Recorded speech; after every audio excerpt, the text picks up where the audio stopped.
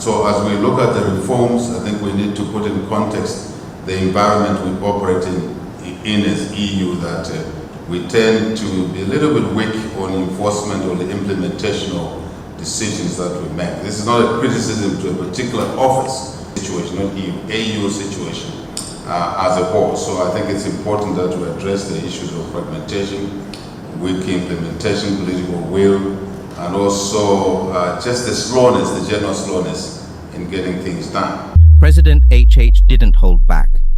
In a rare public rebuke, Zambia's president called out the African Union, saying what many African leaders and citizens have quietly felt for years. The AU moves too slowly, reacts too late, and often shows up only after the damage is done. His frustration isn't personal, it's about the system itself. Africa today is juggling crisis after crisis, from conflicts and coups to debt distress, climate shocks, food insecurity, and growing global pressure. We have a situation in Sudan, for example. I mean, it is very, very bad situation in Sudan. And yet, you know, apart from the chair of our union making a statement here and there isn't really nothing tangible we have done as a continent.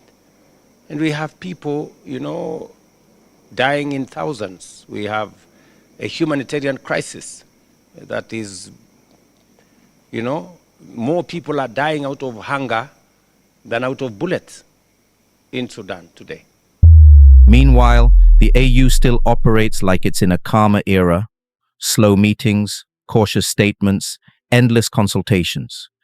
Hichilema's point is simple. Africa can't afford hesitation anymore. By the time the AU calls an emergency summit, lives have already been lost, economies shaken, and public trust eroded. He's not alone in that view. Other presidents have voiced quiet frustration that the AU is designed to avoid offense, not deliver results. It's built for consensus, not speed. For diplomacy, not decisiveness. But the world no longer waits. When global powers face threats, they move quickly, imposing sanctions overnight, deploying troops within days, or shifting capital instantly.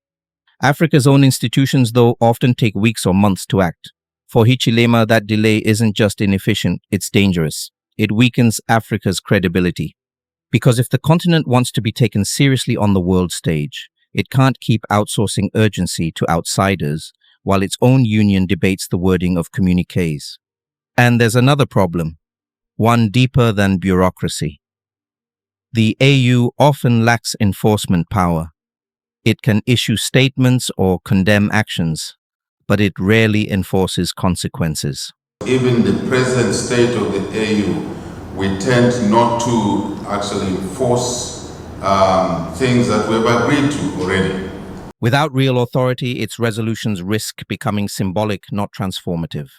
That's why Hichilema's comments resonate across Africa.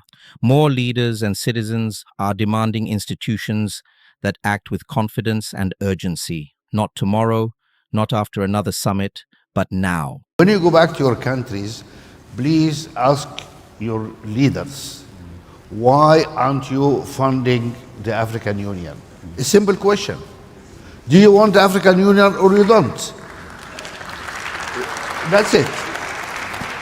But to have a minuscule organization which is unable to function because it is not funded is not acceptable. I understand your budget is around $650 million. Oui.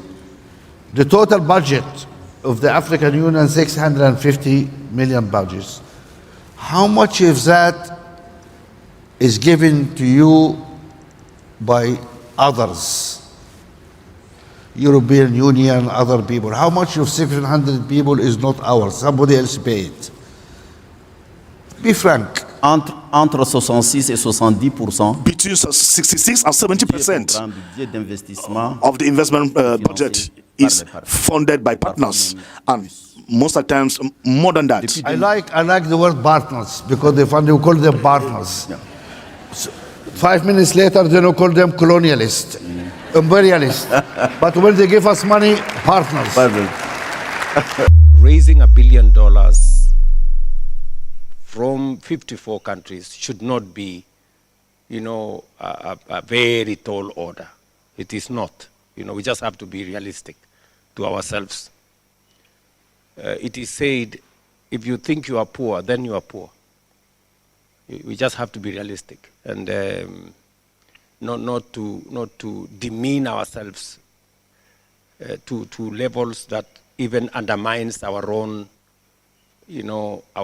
esteem as a people. This isn't a call to abandon the AU. It's a call to rebuild it, to make it faster, stronger, more responsive, to move from talk to action. Because in today's world, delay isn't neutral. Delay is a decision.